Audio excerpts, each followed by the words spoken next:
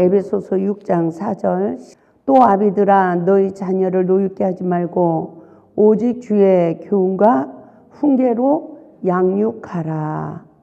5절부터 봅니다. 9절까지 시작.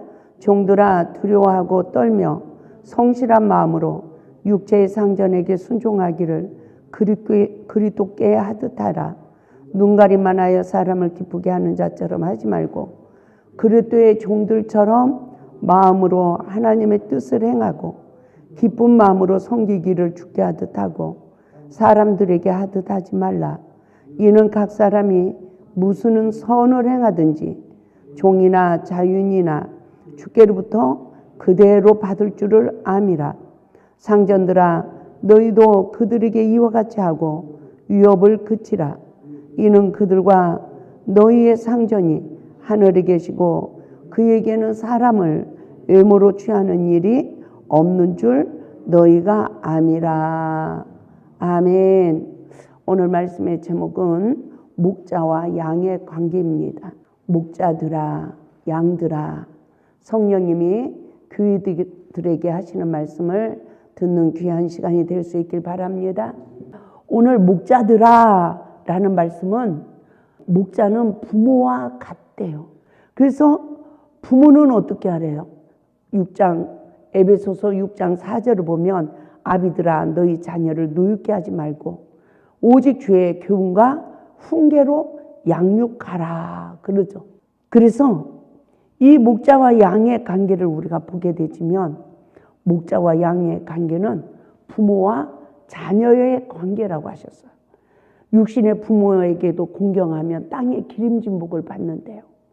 그런데 영적 지도자를 공경하면 신령한 복을 받는다는 것입니다.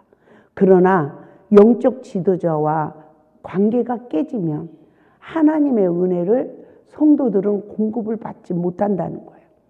그래서 목회자와 양의 관계는 하나님과의 관계가 되어지는 줄 믿습니다. 목회자를 위하여 기도하지 않으면 결국 하나님께 응답을 받지 못하는 관계가 된다는 거예요. 그래서 성도들은 항상 목회자를 위해서 기도해야 된다는 것입니다. 왜 그러냐? 하나님과 성도와의 관계에 목회자는 중보자가 되기 때문이래요. 성도가 목회자를 위하여 기도하지 못하는 이유는 무엇일까요? 관계가 깨어져 있기 때문에 목회자를 위하여 기도를 하지 못한다는 거예요. 결국 지도자의 허물까지 보는 예수밖에 눈으로 사단의 지배받은 눈으로 허물을 보기 때문이라고 말씀하고 있습니다. 그러므로 목회자와 관계가 깨지는 것은 하나님과의 관계가 깨지는 것이요. 목회자가 성도 앞에서 흐트러진 모습을 보이는 것은 하나님의 거룩성을 땅에 떨어뜨리는 것이 되어 성도들에게 하나님의 거룩성을 잃어버리게 하는 것이라는 것입니다. 그러므로 목회자와 성도와의 관계에 항상 예의가 있어야 되고 질서의 법이 있어야 한다는 것입니다. 그 성도는 목회자와의 관계가 흐트러지고 깨지면 하나님의 은혜를 입지 못하기 때문이라고 말씀하고 있습니다. 우리가 이스라엘 백성들의 영적 상황을 통하여 우리들의 자신의 영성을 분별해 봅시다. 모세의 허물을 논하다가 미리암은 문둥병에 걸렸습니다. 그 또 모세를 원망하는 소리가 하나님을 원망하는 소리라고 했습니다. 또 노아의 허물을 논한 함은 후손까지 저주를 받고 말았습니다. 그러므로 처음 성령을 체험하고 목회자와 그러므로 처음 성령을 체험하고 교회에서 충성할 때에 목사님께 있는 믿음을 저도 주세요 하고 기도하는 은혜가 있길 바랍니다. 저도 그랬어요. 아무리 믿음을 지키려도 이 믿음이 안 되는 거예요. 아무리 믿음을 지키려도 이 믿음을 못 지키는 거예요. 그래서 제가 성령을 받고 나서 제가 이 불이 꺼지면 나는 또 세상에서 방황할 거야. 이래가지고 누가 시키지도 않았는데 그 은혜를 유지하기 위해서 꼭 새벽 기도를 드렸어요. 꼭 새벽 기도를 드렸습니다. 그 새벽 기도를 드리면서 하나님 이 은혜가 꺼지지 않기를 원합니다. 이러면서 하나님이 교회로 인도받게 되고 교회에서 전도하게 되고, 근데 하나님이 저는 그 교회의 전도사가 되려고 신학을 공부하고 있었는데 하나님은 도리어 저를 그 교회의 전도사가 아니라 이렇게 기도원의 귀한 사역을 감당하게 하시려고 그냥 그 목회자를 통해서 그냥 내 보금자리를 다 파헤쳐버리고 세상에 해보지도 않은, 처음에는 21일 금식하려고 했습니다. 그랬는데 19일째 되니까 40일 금식하면 큰 그릇이고요, 21일 금식을 하면 조그마한 그릇으로 보여주는 거예요. 그래가지고 그 원장님한테 상담을 했더니 처음에 기도해 드릴 때요, 하나님이요 40일을 하라고 그랬어요. 40일을 하라고 하면 집사님이 안 할까봐 21일을 하라고 한 거예요. 이러시는 거야. 제가 처음에 21일 금식을 할 때도요, 21일 금식하면 죽는다 산다? 21일 굶으면 죽어요 살아요? 제가 21일 금식을 하러 기도원에 들어가면서 형제들한테 엄마 아빠한테 유서까지 다 써놓고 갔습니다. 죽는 줄 알았죠. 그런데 하나님이 40일 금식을 이렇게 연기시켜서 40일 금식을 하게 되고 또 보식이 맞춰지니까 하나님이 삼각산으로 올라가라는 그 꿈을 꾸는데요, 이만한 시루에 시루떡, 팥시루떡 한 거 있잖아요. 그게 그렇게 먹고 싶더라고요 지금도. 근데 그런 떡을 하는 사람이 없어요. 그런데 그렇게 꿈에도요 김이 무럭무럭 나는 시루떡인데 하나님 뭐라고 하냐면 부정한 떡이니 기도하고 먹어라 이래. 가지고 올라가서 말씀을 듣다 보니까 말씀은 너무 잘 전하셔. 근데 가끔 이단 소리를 하는 걸 내가 분별하겠더라고요. 예수님이 거기에 오신대. 그건 아니잖아. 그래서 우리가 어디를 가도 그런 분별하는 은혜가 있어야 되는데 이 분별하는 은혜가 어려서 신앙생활 한 거가 그렇게 중요하더라고요. 성령이 임하니까 어려서 들었던 말씀들이 다 떠오르는 거예요. 그래서 저는 통일교 집안 그 딸 하나를 전도하는데 그 오빠가 통일교 목사야. 성령을 부인하는 거예요. 그런데 제가 말씀 가지고 싸워가지고 이겼잖아요. 그래가지고 그 자매가 저랑 같이 기도하면서 치유받고 장로님 집안으로 결혼을 했습니다. 우리가 이 세상을 살아가는데 정말 성령 충만을 받으면 누구 믿음? 나보다 믿음이 좋은 사람 믿음. 하나님, 목사님이 가지고 있는 믿음을 저에게 주세요. 그래서 나도 세상을 이기고 사람답게 살 수 있게 해주세요. 이러면서 저도 목회자를 섬기고 전도에 충성하던 시간이 있었습니다. 그런 뒤 세월이 지나고 나니 정말 그 믿음을 하나님이 나에게도 주시더라고요. 구하는 대로 다 주시는 줄 믿습니다. 이처럼 하나님의 일을 할 수 있는 목회자로 세워주시며 기도원과 교회를 주실 줄 누가 알았겠습니까? 눈물로 씨를 뿌릴 때가 있는가 하면 기쁨으로 단을 거둘 때가 있다고 하셨어요. 힘이 들고 어려운 일이 있어도 주님의 십자가를 바라보고 나도 미랄이 되어 하나님의 의를 이루길 원합니다 라고 오직 표대를 향하여 달려갈 수 있는 바울의 신앙에 고백을 할 수 있는 자가 될 수 있기를 주님의 이름으로 축원을 드립니다. 디모데전서 4장 7, 8절에서 바울은 뭐라고 합니까? 선한 싸움의 승리자가 됐어요. 달려갈 길을 다 달려갔어요. 그리고 믿음을 지켰대요. 우리의 신앙생활은 선한 싸움의 승리자가 되어야 끝까지 사명을 다 감당할 수 있으며 또 믿음을 지키는 자가 되어서 의의 면류관을 받게 되어질 줄 믿습니다. 할렐루야.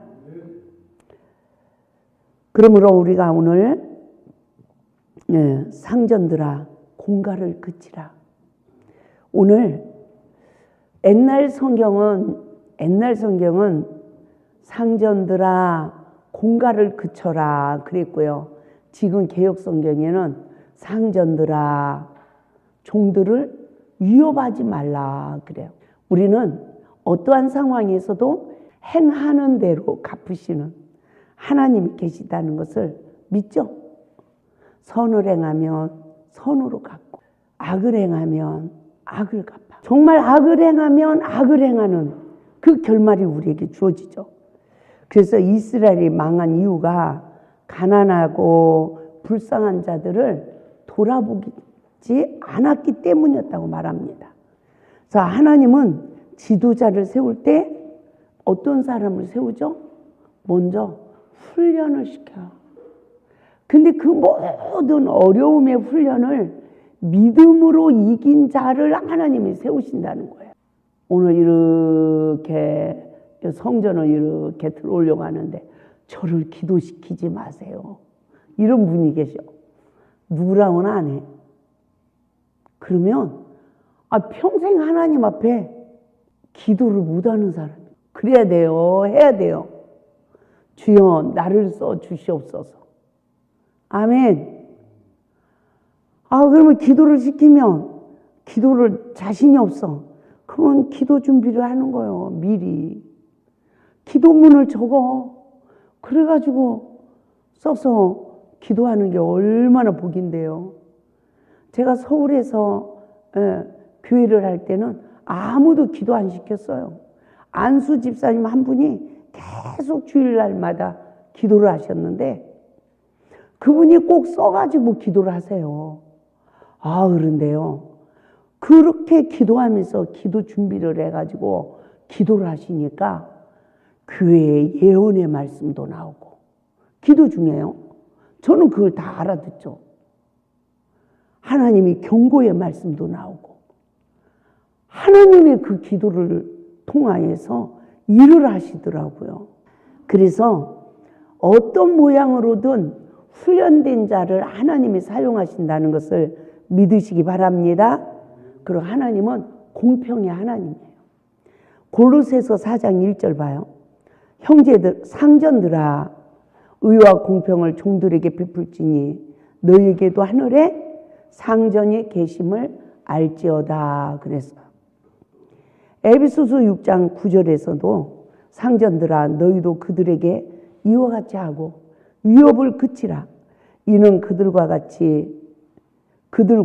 너희의 상전이 하늘에 계시고 이는 그들과 너희의 상전이 하늘에 계시고 그에게는 사람을 외모로 취하는 일이 없는 줄 너희가 암이라. 하나님은 우리를 외모로 취하지 않는데요. 우리의 중심이에요. 중심. 내가 누구를 사랑해야 되죠? 정말 주님을 사랑해야 돼요. 근데 이게 성령 체험이 나에게 충만하게 이루어지기 전에는 이게 이론이었어요. 저에게도. 근데 내가 성령 체험을 하고 나니까 그 믿음이 살아 역사하게 하시더라는 거죠. 그래서 우리는 기도를 해야 돼요. 저는 기도를 못해요. 이러면 제가 말했잖아요. 기도문을 적어요. 나는 그래도 못해요. 이런 사람은 그냥 어떻게 보면 마태복음 5장, 6장, 7장이 우리의 기도가 돼야 돼요. 마태복음 5장, 6장, 7장만 외워도요. 그 말씀만 지켜도요. 우리는 온전한 자가 됩니다. 그래서 마태복음 5장, 6장, 7장 말씀은 꼭 암송할 수 있길 바랍니다. 아멘. 저도 이 말을 하다 보니까 생각나네요. 필리핀에 제가 마태복음 5장, 6장, 7장 암송하는 분은 제가 다음에 올 때 선물 사다 드릴게요. 그랬는데 10명이 암송을 했대요. 그러니까 진짜 선물비를 보내야 되겠네요. 10명이 암송을 했대요. 기적 아닙니까? 그래서 내가 기도를 못하면 마태복음 5장 3절부터 암송을 하면 심령이 가난한 자는 천국이 저희들 것이요. 하나님, 나도 심령이 가난해져서 천국을 소유할 수 있길 원합니다. 애통하는 자는 복이 있나니 하나님의 위로를 받을 것이며, 하나님, 저에게도 애통할 수 있는 은혜를 주세요. 이 세상에서 누가 제일 불쌍해요? 저는 내 자신, 내 인생이 너무너무 불쌍해서 많이 울었어요. 내 인생이 너무너무 불쌍하더라고요. 적어도 내 인생에 그 현주소를 알고 하나님 앞에서 울을 수 있는 은혜가 있어야 돼요. 그러면 하나님이 위로해 주신대. 그러면 온유한 자가 된대요. 온유한 자는 땅을 기업으로 받는데, 하나님, 내 심령이 온유해서 길가밭, 돌짝밭, 가시떨기밭이 옥토밭이 돼요. 하나님, 내가 이 세상에서도 기업을 갖는 자가 되게 해주세요. 할렐루야. 그러니까 그냥 기도하는 게 나아요? 말씀을 붙들고 기도하는 게 나아요? 그냥 뭐라고 기도했는지 모르고 연불 외운 것처럼 기도하고 중언부언 기도하고 날마다 그냥 억울해서 울고 아파서 울고 주여 고쳐주시옵소서, 내 팔자는 왜 이렇사옵나이까 이러고 하는 사람보다 하나님 말씀을 보면서 말씀이 나에게 이루어지게 해달라고 기도하면 내 이 마음이요, 다 생각이 다 바꿔져. 할렐루야.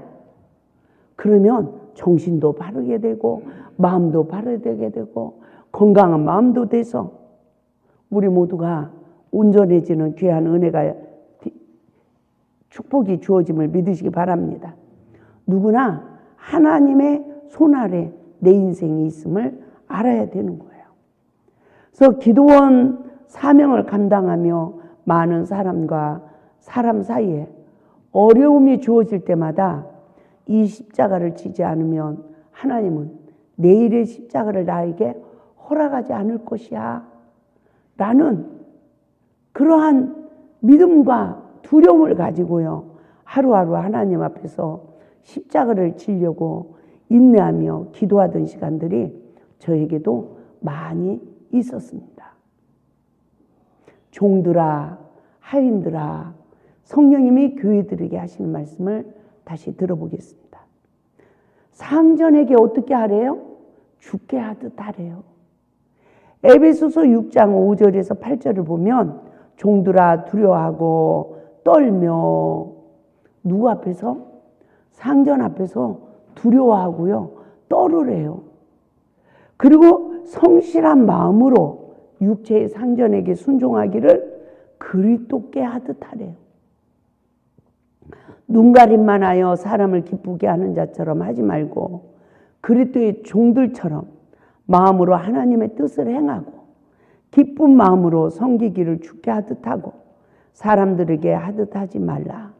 이는 각 사람이 무슨 선을 행하든지 종이나 자유인이나 주께로부터 그대로 받을 줄을 암이라. 아멘. 두렵고 떨림으로 성실한 마음으로 다하여 그리스도께 하듯 하라는 거죠. 모든 일을 하나님께 하듯 충성하면 행한 대로 하나님이 갚아주신대요. 아멘. 하나님 손에 내 인생이 있다는 것을 깨닫고 성실한 마음을 가지고 죽게 하듯 하는 삶이 피조물의 삶이요 그리스도인의 삶입니다. 그러면 왜 이토록 순복해야 하는가 분별해 봅시다. 베드로전서 2장 12절에서 베드로전서 2장 13절에서 14절을 보면 인간의 모든 제도를 주를 위하여 순종하되 그래요. 혹은 위에 있는 왕이나 혹은 그가 악행하는 자를 징벌하고 선행하는 자를 보상하기 위하여 보낸 총독에게도 그렇게 하라는 거예요. 인간관계에 세운 모든 제도를 주를 위하여 순복하래요. 우리가 다 몰라도 어떤 악한 사람을 만났어. 근데 내가 악으로 못 돼. 왜? 그 사람에게 전도해야 되니까. 근데 어떤 사람이 속여. 근데 왜 속여요? 그러면 전도를 못 해요. 그냥 속아줘, 어느 정도. 그러면 내가 그 사람에게 전도할 수가 있더라고요. 그래서 내가 모든 인간관계를 전도하기 위해서 그 인간관계를 가져야 하나님 앞에서 승리하는 줄 믿습니다. 저도 이곳에서 사역을 하다 보면요, 너무너무 나를 힘들게 하는 사람이 있어. 그런데 내가 그 사람에게 선으로 이기지 못하면 어떻게 할까요? 그 사람이 잘못하면 예수를 안 믿어. 그럼 그 핏값을 하나님이 나한테 찾는데, 그리고 악으로 해버리면 그 사람이 여기를 또 올까요? 안 올까요? 안 와요. 어떤 어려움이 있어도 내가 손해보고 내가 조금 희생하고 내가 양보하면 결과는 이렇게 뒤돌아보면 내 옆에 어떤 사람만 있어요. 내가 선으로 악을 이긴 사람만 내 옆에 있는 거더라고요. 따지고 뭐하고 상대방에게 불이익을 주고 이러면 결국은 내 주위에 사람이 없는 거죠. 그래서 인간관계에 세운 모든 제도를 하나님 말씀에 의지하여 순복하는 우리 모두가 될 수 있길 바랍니다. 악행하는 자에게까지라도 우리는 하나님 말씀에 의지하여 섬기면 하나님이 나에게 갚아주시는 거예요. 악한 자를 대적하는 자는 그 악한 자보다 내가 더 악한 자라는 것을 분별하시기 바랍니다. 내 내면에서 격동되는 모든 죄성을 십자가에 못 박는 자만이 선으로 악을 이길 수가 있는 것입니다. 권세 앞에 복종해야 할 이유를 로마서 13장 1절에서 2절에 말씀하고 있습니다. 우리 로마서 13장 1절 2절 봅니다. 각 사람은 위에 있는 권세들에게 복종하라. 권세는 하나님으로부터 나지 않음이 없나니 모든 권세는 다 하나님께서 정하신 바라. 그러므로 권세를 거스리는 자는 하나님의 명을 거스리니 거스리는 자들은 심판을 자취하리라. 내 위에 권세자를 생각해 봐요. 제가 기도원에 이렇게 사역을 원장을 하고 있어도 저는 제 위에 권세자가 하나님만인 줄 알았어요. 근데 그렇지 않더라고요. 누가 있어요? 남편이 있더라고요. 그러니까 하나님이 저 산꼭대기에서 부르셔. 100일 작정하라. 예. 금식하라. 예. 저 얼마나 순종을 잘했는지 몰라요. 근데 성령이 하루는 그러셔. 너는 어찌하여 내가 산꼭대기에 100일을 하라고 하면 순종을 하고 네가 보이는 남편한테는 순종을 하지 않느냐. 보이는 남편한테 순종하는 게 낫냐. 100일 기도를 하면서 이뻐 100일 기도를 하면서 순종하지 않는 게 더 유익하냐 이러고 물으시더라고. 따라서 합니다. 기도하지 않아도 권세자 앞에 순종하는 게 더 유익이다. 아멘. 그러면 기도는 왜 해야 되는 거죠? 하나님 말씀에 순종할 수 있는 은혜를 잊기 위해서 기도하는 거예요. 근데 하나님 말씀에 순종하지 않으면서 기도를 하면 따라서 합니다. 헛수고다. 헛수고가 되는 거죠. 그래서 첫째, 각 사람은 위에 있는 권세에게 굴복하라고 하셨습니다. 또 두 번째는 모든 권세는 다 하나님의 정하신 바라고 하셨습니다. 그러므로 하나님의 명령을 거스린 자들은 심판을 자취하리라고 하셨습니다. 성령님이 사환들아 두려워하라 라는 말씀을 깨달아 봅시다. 베드로전서 2장 18절을 보면 사환들아 범사에 두려워함으로 주인들에게 순종하되 선하고 관용 있는 자들에게만 아니라 또한 까다로운 자들에게도 그리하라. 그러니까 내 위에 사람이 선한 사람도 있어요. 관용을 잘 베푸는 사람도 있어. 근데 까다로운 자도 있어요. 근데 까다로운 자들에게도 범사에 두려움으로 주인에게 순종하되 선하고 관용하는 자들에게만 아니라 까다로운 자들에게도 그렇게 하라는 거죠. 우리는 피차 예수 안에서 다 종이라는 것을 잊지 말아야 할 줄 믿습니다. 각 사람은 위에 있는 권세 앞에 굴복하는 삶이 겸손한 삶이라는 거예요. 왜 그렇습니까? 선악과를 먹은 영적 상태에서 옳고 그름을 사단의 지배를 받아 보는 내면의 죄성을 십자가에 못 박고 내가 말씀으로 거듭나서 이제는 내가 성령의 지배를 받는 자가 되어 하나님의 말씀의 준행자가 될 뿐만 아니라 쓰임받는 자가 되어야 되기 때문인 줄 믿습니다. 골로새서 3장 22절에서 25절 봅니다. 종들아 모든 일에 육신의 상전들에게 순종하되 사람을 기쁘게 하는 자와 같이 눈가림만 하지 말고 오직 주를 두려워하여 성실한 마음으로 하라. 23절에서 뭐라고 합니까? 무슨 일을 하든지 마음을 다하여 주께 하듯 하고 사람들에게 하듯 하지 말라 그랬어요. 24절에서 뭐라고 합니까? 이는 기업의 상을 주께 받을 줄 아나니. 참, 사람에게 섬기면 기업의 상을 누구께 받는데요?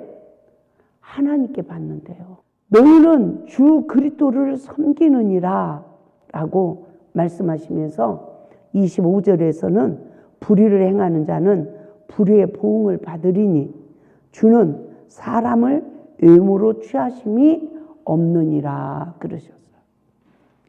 우리 모두가 주께 하듯 하는 삶을 살아갈 수 있길 바랍니다. 말씀은 말씀에 순복하여 순종하라는 뜻이에요. 사람이 무서워서가 아닙니다. 말씀에 의지하여 순종하지 못하는 내 내면의 속사람이 그리스도를 경외함으로 거듭나게 하기 위함인 줄 믿습니다. 우리가 언제까지 그렇게 해야 될까요? 내면의 속사람이 거듭나서 하나님 나라의 유업을 받을 때까지요. 그래서 그때까지 내 안에 원수를 쫓아내고 내 안에 하나님의 거하실 처소를 지어야 되기 때문입니다. 그러므로 악한 상전도 대적하지 않는 피조물의 삶을 이루기를 바랍니다. 이와 같은 피조물의 삶을 사는 자는 그리스도를 섬기는 자라는 거죠. 말씀에 순복하는 삶입니다. 질서 앞에 복종하지 않는 것은 불의가 나로 시작되어지는 거예요.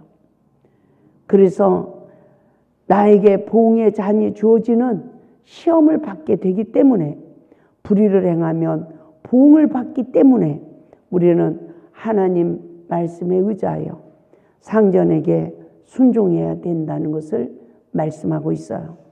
순종하지 못하는 것들은 다 뭐죠? 가라지예요. 잘못 성장한 내 인격이에요. 이러한 모든 것들을 다 철저히 십자가에 못 박아야 되는 것입니다. 요셉도 야곱도 다윗 왕도 광야의 생활이 주어졌을 때 순종하고 충성함으로 축복을 받은 줄 믿습니다. 항상 어떠한 삶 속에서도 피조물의 삶으로 복종의 삶을 살게 되면 때가 되면 하나님이 우리를 축복하시고 높여주시고 우리를 통하여 영광을 받으신다는 것을 믿으시고 눈물로 씨를 뿌리는 자는 기쁨으로 거둔대요. 내가 오늘 말씀 앞에 나를 쳐서 복종시키면 때가 되면 하나님이 우리를 높이신다는 것을 믿으시기 바랍니다.